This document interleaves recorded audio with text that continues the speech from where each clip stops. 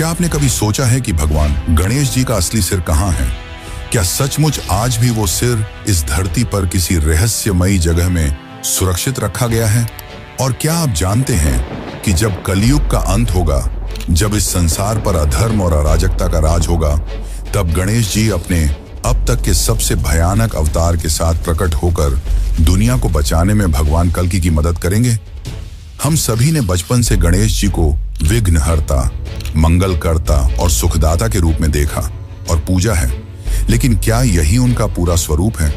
क्या गणेश जी के ऐसे भी रहस्य और रूप हैं जिनके बारे में आमतौर पर किसी को पता ही नहीं? क्यों गणेश चतुर्थी की रात चांद को देखने से मना किया जाता है? क्यों उनकी पूजा में तुलसी का प्रयोग वर्जित है? और आखिर ऐसा क्या है उनके विवाह की कहानी में कि उन्हें न सिर्फ रिद्धि और सिद्धि से विवाह करना पड़ा, बल्कि बंगाल में आज भी केले के पेड़ से उनकी शादी कराई जाती है? आपने गणेश जी को मोदक खाते हुए, मुस्कुराते हुए और चूहे पर सवार भोले भाले देवता के रूप में देखा है, लेकिन क्या आपने उनके उन भयानक रूपों के बारे में सुना है जिनसे असुर कांपते थे? क्या आपको पता है कि गणेश जी ने एक बार ऐसे दैत्य को निगल लिया था जिसकी आंखों और मुंह से अग्नि की ज्वालाएं निकलती थीं? उसे निगलने के बाद गणेश जी के साथ जो हुआ, उसे सुनकर आप भी चौंक जाएंगे। और क्या आप ये भी जानते हैं कि गणेश जी का सीधा संबंध आपके शरीर की सबसे रहस्यमयी शक्ति कुंडलिनी शक्ति से है? और सबसे बड़ा सवाल, क्या गणेश जी का ऐसा भी एक तांत्रिक स्वरूप है जिसके बारे में सिर्फ कुछ ही लोग जानते हैं? एक ऐसा रूप जिसे देखकर शायद आप गणेश जी को पहले जैसा भोला भाला ना मान पाएं। दोस्तों, गणेश जी सिर्फ एक देवता नहीं, बल्कि ऐसे रहस्य हैं जो आपके होश उड़ा देंगे। उनकी कथाएं सिर्फ बच्चों की कहानियां नहीं, बल्कि ब्रह्मांड और मानव जीवन के गहरे रहस्यों से जुड़ी हुई हैं। और आज इस डॉक्यूमेंट्री में हम उन अनसुनी कहानियों और छिपे हुए रहस्यों से पर्दा उठाने वाले हैं जो आपको झकझोर कर रख देंगे। तो जुड़ जाइए हमारे साथ, क्योंकि आने वाले कुछ मिनटों में हम आपको गणेश जी ऐसे दिखाएंगे जैसे आपने उन्हें कभी नहीं देखा। हम आपको बताएंगे उन रूपों और अनसुनी कथाओं के बारे में जो आपको हैरान कर देगी। तो चलिए चलते इस अद्भुत और रहस्यमयी यात्रा पर। लेकिन उससे पहले, अगर आपको ये वीडियो अच्छी लग रही है तो कमेंट में गणपति बप्पा मोरया जरूर लिखें।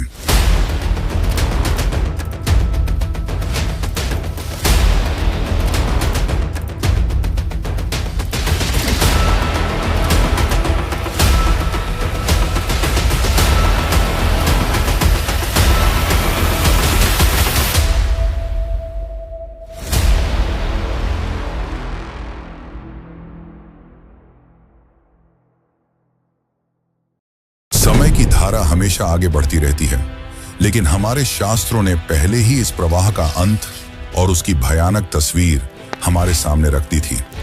भविष्य पुराण के अनुसार जब कलयुग अपने अंतिम पड़ाव पर पहुंचेगा, तो इस धरती का रूप वैसा नहीं रहेगा जैसा हम आज देखते हैं।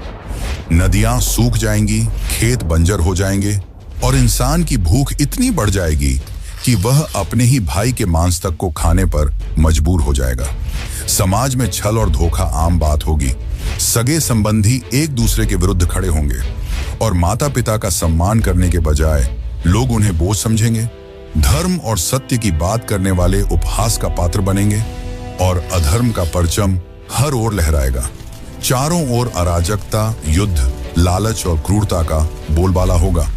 इसी समय प्रकट होगा एक महाभयंकर असुर, कलिराज। ये वही कली होगा जो मनुष्यों के भीतर छिपे अंधकार को और गहरा करेगा। वह असुर केवल बाहर से ही नहीं, बल्कि भीतर से भी लोगों को भ्रष्ट करेगा। उसके प्रभाव से इंसान अपनी ही आत्मा को भूल जाएगा। उसकी करुणा और दया हमेशा के लिए विलुप्त हो जाएगी। यह दृश्य इतना भयानक होगा कि देवता भी भयभीत हो उठेंगे।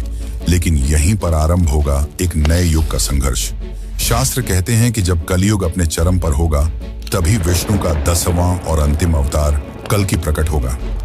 वे एक श्वेत अश्व पर सवार होकर हाथ में चमकती तलवार लिए अवतरित होंगे और अधर्म के विरुद्ध धर्म की अंतिम जंग छेड़ेंगे।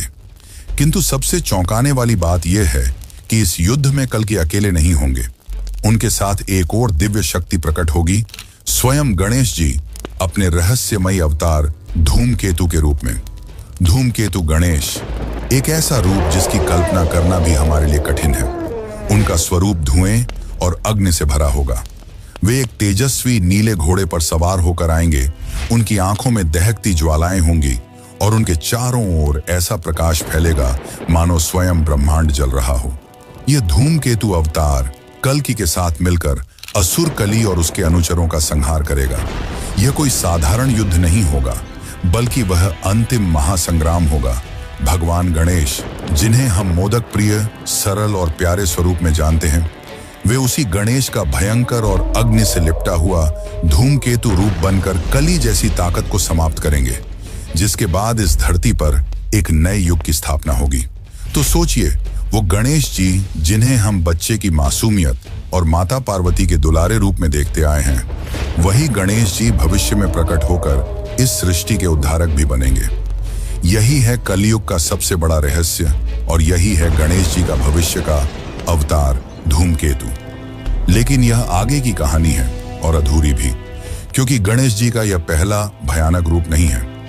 उन्होंने ऐसे और भी कई रूप लिए हैं, जिनमें सबसे खतरनाक है उच्छिष्ट गणपति, जो काम वासना में सदैव लीन रहते हैं। लेकिन उनके बारे में जानने से पहले हम गणेश जी के बारे में कुछ और अनसुनी बातें जानते हैं, जो आपने कभी नहीं सुनी होंगी। गणेश जी को हम प्रायः चूहे पर सवार, भोले भाले, मोदक प्रेमी और सरल हृदय देवता के रूप में देखते हैं। लेकिन हमारे शास्त्रों और पुराणों में उनका एक और स्वरूप है, वीर योद्धा। जब जब इस सृष्टि पर दानवों और असुरों का अत्याचार बढ़ा, तब तब गणेश जी ने अपने दिव्य रूप धारण कर उन राक्षसों का संहार किया और देवताओं व मानवों को भय और आतंक से मुक्त कराया। यह रूप बहुत कम लोग जानते हैं, लेकिन यह कथाएं गणेश जी के अद्वितीय साहस और शक्ति की झलक दिखाती हैं। सबसे पहले बात करते हैं सिंधुरासुर की। यह असुर इतना शक्तिशाली था कि उसका नाम सुनकर ही देवता कांप जाते थे। उसने तपस्या कर वरदान पाया था और अमृतत्व के बल पर तीनों लोकों में उत्पात मचा रखा था। कोई भी देवता उसके सामने टिक नहीं पाता। अंततः सभी देवता भगवान गणेश के शरण में पहुंचे।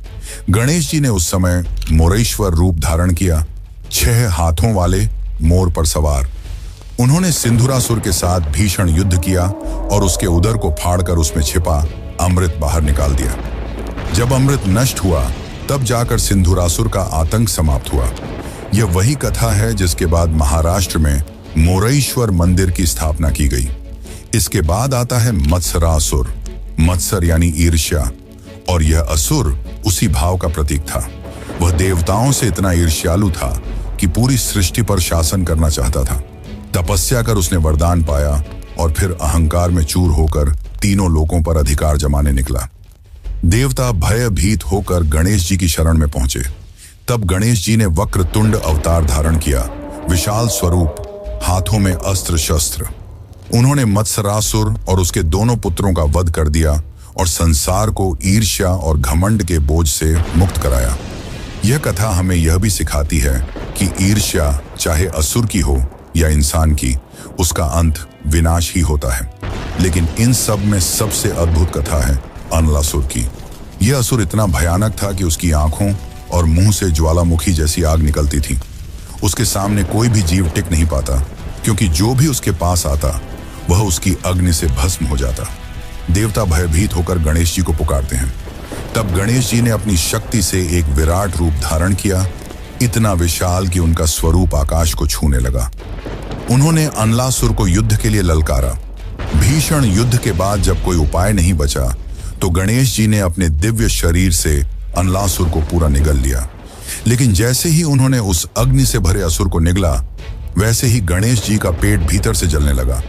अग्नि की लपटें उनके शरीर में फैल गईं और वे असह्य वेदना में कराह उठे। ये देखकर देवता घबरा गए।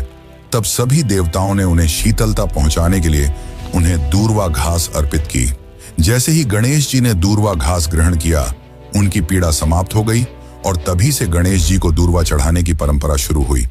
अगर आप सोच रहे हैं कि यह केवल एक पौराणिक कथा है, तो आपको जानकर आश्चर्य होगा कि आधुनिक विज्ञान भी दूर्वा घास के महत्व को मानता है। आयुर्वेद और आधुनिक चिकित्सा दोनों में दूर्वा को औषधीय पौधा माना गया है। इसमें एल्कलॉइड्स और बायोएक्टिव कंपाउंड्स पाए जाते हैं, जो पेट की जलन, एसिडिटी, अल्सर्स और डाइजेशन की समस्याओं को कम करने में मदद करते हैं। आज भी मेडिकल रिसर्च यह कहती है कि दूर्वा में एंटी इन्फ्लेमेटरी और कूलिंग प्रॉपर्टीज होती हैं। यानी हजारों साल पहले की कथा जिसमें दूर्वा ने गणेश जी को राहत दी थी, वह केवल आस्था ही नहीं बल्कि एक गहरा वैज्ञानिक सत्य भी छुपाए हुए है। इस तरह इन 3 कथाओं से यह स्पष्ट होता है कि गणेश जी केवल विघ्नहर्ता ही नहीं बल्कि एक अदम्य योद्धा भी हैं। लेकिन क्या आपने कभी जाना है इस अदम्य योद्धा का जन्म कैसे हुआ और क्यों उन्हें एकदंत कहा जाता है? आखिर इसकी असली सच्चाई क्या है? और सबसे बड़ी बात, क्या आज भी गणेश जी का असली सिर धरती पर ही कहीं मौजूद है? तो चलिए अब इन रहस्यों को भी जानते हैं। हिमालय की बर्फीली चोटियों पर बसा कैलाश पर्वत, शांत वातावरण, चारों ओर बर्फ से ढकी चोटियां और बीच में माता पार्वती अपने महल में स्नान की तैयारी कर रही थी। लेकिन इस शांति के बीच उनके मन में एक चिंता थी। जब जब भगवान शिव गहन तपस्या या ब्रह्मांडीय यात्राओं पर चले जाते थे, तब महल की रक्षा कौन करेगा? कौन होगा ऐसा जो बिना डरे किसी को भी रोक सके? यही सोचकर उन्होंने अपने शरीर पर लगाए हल्दी और चंदन के उपटन को इकट्ठा किया और उससे एक सुंदर बालक की मूर्ति गढ़ी। जब यह मूर्ति तैयार हुई तो माता ने अपने प्राणों की शक्ति उसमें फूंक दी और वह एक जीवित बालक बन गया। माता पार्वती ने स्नेहपूर्वक उसे गले लगाया और कहा, तुम मेरे पुत्र हो, मेरा रक्षक हो, तुम्हारा नाम है गणेश। कुछ समय बाद जब माता पार्वती स्नान करने जा रही थीं, तो उन्होंने अपने पुत्र से कहा, जब तक मैं भीतर हूं कोई भी इस महल में प्रवेश न कर पाए। गणेश ने सिर झुकाकर वचन दिया और द्वार पर पहरेदारी करने खड़े हो गए। उसी समय भगवान शिव लौट रहे थे। वे सीधे महल के भीतर जाना चाहते थे, लेकिन दरवाजे पर एक अजनबी बालक खड़ा था जिसने उनका रास्ता रोक दिया। शिव ने आदेश दिया, मुझे भीतर जाने दो। लेकिन गणेश अडिग खड़े रहे। मेरी माता ने मना किया है, जब तक वे स्वयं न कहें कोई अंदर नहीं जा सकता। शिव जी ने कहा, किसका इतना साहस कि मुझे रोक सके? धीरे धीरे क्रोध शिव की आंखों में उतर आया। उन्होंने अपने गणों को आदेश दिया कि इस बालक को हटाओ, पर गणेश अकेले उन सब पर भारी पड़ गए। अंततः शिव का धैर्य टूट गया। उनके तीसरे नेत्र से अग्नि झलकने लगी और उन्होंने अपने त्रिशूल का प्रहार किया। एक ही वार में गणेश का सिर धड़ से अलग होकर भूमि पर गिर पड़ा। जब माता पार्वती बाहर आईं, तो अपने प्रिय पुत्र का निर्जीव शरीर देख वो विलाप करने लगी। उनके आंसुओं से पूरा कैलाश हिल उठा, दिशाएं कांप उठी। पार्वती के क्रोध का रूप भयानक था। उन्होंने चेतावनी दी कि यदि उनके पुत्र को पुनर्जीवित न किया गया तो वे पूरी सृष्टि का संहार कर देंगी। उनके इस शब्द से ब्रह्मांड में भय का माहौल फैल गया। देवता, ऋषि सब भयभीत हो गए और ब्रह्मा, विष्णु व अन्य देवताओं ने शिव से उपाय खोजने का आग्रह किया। शिव ने अपने गणों को उत्तर दिशा की ओर भेजा और कहा, जो सबसे पहले मिले उसका सिर लेकर आओ। गण जब लौटे तो उनके हाथों में एक हाथी का सिर था। शिव ने उस हाथी का मस्तक गणेश के धड़ पर स्थापित किया और उसमें प्राण फूंक दिए। गणेश जी पुनः जीवित हो उठे, लेकिन अब वे गजानन यानी कि हाथी के मुख वाले देवता कहलाए। लेकिन यह कथा यहीं समाप्त नहीं होती। शास्त्रों में एक रहस्य और छिपा है। कुछ मान्यताओं के अनुसार गणेश जी का असली सिर नष्ट नहीं हुआ था। भगवान शिव ने उसे सुरक्षित स्थान पर रखा था और वह स्थान है उत्तराखंड की पाताल भुवनेश्वर गुफा। कहते हैं इस गुफा में आज भी एक रहस्यमयी शक्ति विद्यमान है और वहां रखे उस सिर की रक्षा स्वयं भगवान शिव करते हैं। वैसे क्या आपको पता है कि गणेश जी को एक दंत क्यों कहा जाता है? आखिर कैसे उनका एक दांत टूट गया? इसे लेकर हमारे शास्त्रों में 2 रोचक कथाएं मिलती हैं, तो चलिए उन्हें जानते हैं। गणेश जी को हम एक दंत कहते हैं, यानी जिनका केवल एक ही दांत है। लेकिन क्या कभी आपने सोचा है कि उनके दूसरे दांत का क्या हुआ? क्यों टूटा और कैसे टूटा? यह कोई साधारण घटना नहीं थी, बल्कि इसके पीछे छिपी हैं 2 अद्भुत कथाएं। पहली कथा के अनुसार एक बार भगवान परशुराम, जो स्वयं भगवान विष्णु के 6ठे अवतार माने जाते हैं, कैलाश पर्वत पर भगवान शिव से मिलने पहुंचे। उस समय शिव ध्यान में लीन थे और उनके महल के द्वार पर पहरेदारी कर रहे थे स्वयं गणेश जी। जब परशुराम ने भीतर जाने की इच्छा जताई तो गणेश जी ने उन्हें रोक दिया। वे बोले, मेरे पिता अभी ध्यान में हैं, किसी को भी उनसे मिलने की अनुमति नहीं है। यह सुनकर परशुराम का क्रोध उमड़ पड़ा और उन्होंने अपने फरसे परशु को उठा लिया। यह वही फरसा था जो उन्हें स्वयं भगवान शिव से वरदान में मिला था। परशुराम ने उस फरसे से उन पर वार किया। गणेश जी ने अपने पिता के अस्त्र का मान रखने के लिए वह वार अपने दांतों पर ले लिया। वार इतना प्रचंड था कि उनका एक दांत टूटकर गिर पड़ा। इस घटना के बाद से ही वे एक दंत कहलाने लगे। लेकिन टूटा हुआ दांत केवल युद्ध की निशानी नहीं बल्कि ज्ञान का प्रतीक भी है। यही हमें बताती है दूसरी कथा, महाभारत लेखन की। महर्षि वेद व्यास जब महाभारत की रचना कर रहे थे तो उन्हें एक ऐसे लेखक की आवश्यकता थी जो निरंतर बिना रुके लिख सके। इसके लिए उन्होंने गणेश जी का स्मरण किया। गणेश जी सहमत हुए, लेकिन गणेश जी ने एक शर्त रखी कि वे बिना रुके कथा लिखेंगे। कथा लेखन प्रारंभ हुआ। व्यास बोलते गए, गणेश लिखते गए।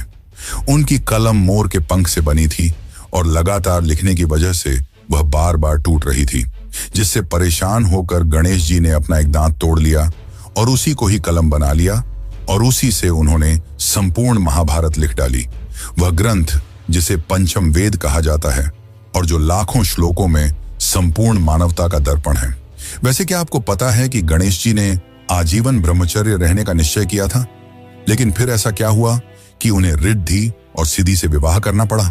तो चलिए जानते हैं इस रहस्य को। लेकिन उससे पहले अगर आपको वीडियो अच्छी लग रही है तो इसे एक लाइक जरूर करें। कहा जाता है कि एक बार गणेश जी गंगा तट पर गहन तपस्या में लीन थे। उसी समय वहां से तुलसी देवी गुजरी। जब उनकी नजर गणेश जी के तेजस्वी और मनोहर रूप पर पड़ी तो वे उन पर मोहित हो गईं और उन्होंने गणेश जी के सामने विवाह का प्रस्ताव रख दिया। तब गणेश जी ने शांत स्वर में उत्तर दिया, मैं एक ब्रह्मचारी हूं। मेरा जीवन तप और साधना के लिए समर्पित है। विवाह का बंधन मेरे लिए नहीं। यह बात तुलसी देवी को सहन नहीं हुई और उन्होंने क्रोध में आकर गणेश जी को श्राप दे दिया, तुम्हारा विवाह अवश्य होगा और वह भी 2-2 बार होगा। श्राप सुनते ही गणेश जी भी क्रोधित हो उठे। उन्होंने तुलसी देवी को प्रतिश्राप दिया, तुम सदा एक पौधे के रूप में पृथ्वी पर रहोगी और मेरी पूजा में कभी स्वीकार नहीं की जाओगी। तभी से गणेश पूजा में तुलसी का प्रयोग वर्जित है। लेकिन तुलसी के श्राप को भी सत्य होना था। समय बीता और ब्रह्मा जी ने अपनी योग शक्ति से 2 दिव्य कन्याओं को उत्पन्न किया, रिद्धि और सिद्धि। रिद्धि समृद्धि की देवी मानी जाती हैं और सिद्धि बुद्धिमत्ता की। ब्रह्मा जी ने गणेश जी को उनका गुरु बनाया। दोनों बहनें गणेश जी से शिक्षा पाने लगीं। धीरे धीरे समय बदला और नियति ने वही करवाया जो तुलसी के श्राप में कहा गया था। रिद्धि और सिद्धि का विवाह स्वयं गणेश जी से हो गया। इस पावन विवाह से गणेश जी को 2 पुत्र हुए, शुभ और लाभ। तभी से घरों में अक्सर यह कहा जाता है कि जहां गणेश होंगे वहां शुभ और लाभ स्वतः ही उपस्थित होंगे। लेकिन विवाह की कथाएं यहीं समाप्त नहीं होती। भारत के पूर्वी भाग, विशेषकर बंगाल में एक अलग परंपरा है। वहां मान्यता है कि गणेश जी का विवाह एक बार केले के पेड़ से भी हुआ था। कथा के अनुसार एक दिन माता पार्वती बहुत अधिक भोजन करने लगी। यह देख गणेश जी ने आश्चर्य से पूछा, मां, आप इतना अधिक क्यों खा रही हैं? पार्वती ने मुस्कुराकर उत्तर दिया, मुझे डर है कि कहीं तुम्हारी पत्नी मुझे पर्याप्त भोजन न दे पाए। यह सुनकर गणेश जी तुरंत बाहर गए, एक केले का पेड़ काट कर ले आए और माता से बोले, यह है आपकी बहू, यह आपको कभी भूखा नहीं रखेगी। तभी से बंगाल में दुर्गा पूजा के समय केले के पेड़ को साड़ी पहनाकर उसे गणेश जी की पत्नी के रूप में उनके बगल में स्थापित किया जाता है। लेकिन क्या आपने कभी सोचा है कि गणेश जी को विघ्नहर्ता और विघ्नकर्ता क्यों कहा जाता है और क्यों सबसे पहली पूजा गणेश जी की ही की जाती है? तो चलिए अब जानते हैं इसके पीछे की असली सच्चाई। गणेश जी को हम विघ्नहर्ता कहते हैं, हर बाधा को दूर करने वाले। यही कारण है कि जब भी कोई नया काम शुरू होता है, कोई शुभ अवसर आता है या कोई पूजा अर्चना होती है तो सबसे पहले उनका आह्वान किया जाता है। शास्त्रों में स्पष्ट लिखा है कि बिना गणेश वंदना के कोई भी कार्य सफल नहीं होता। लेकिन इसके पीछे सिर्फ परंपरा नहीं बल्कि एक गहरा रहस्य छिपा है। एक बार की बात है, सभी देवता यह विवाद करने लगे कि कौन सबसे श्रेष्ठ है और किसकी पूजा सबसे पहले की जानी चाहिए। इस विवाद का निपटारा करने के लिए एक प्रतियोगिता रखी गई। जो सबसे पहले पूरी पृथ्वी का चक्कर लगाकर वापस आएगा वही प्रथम पूज्य कहलाएगा। कार्तिकेय अपने तेज वाहन मोर पर सवार होकर तुरंत निकल पड़े, लेकिन गणेश जी, जिनका वाहन एक साधारण चूहा था, वे मुस्कुराए और माता पिता शिव पार्वती की परिक्रमा कर बोले, मेरे लिए आप ही संसार हैं।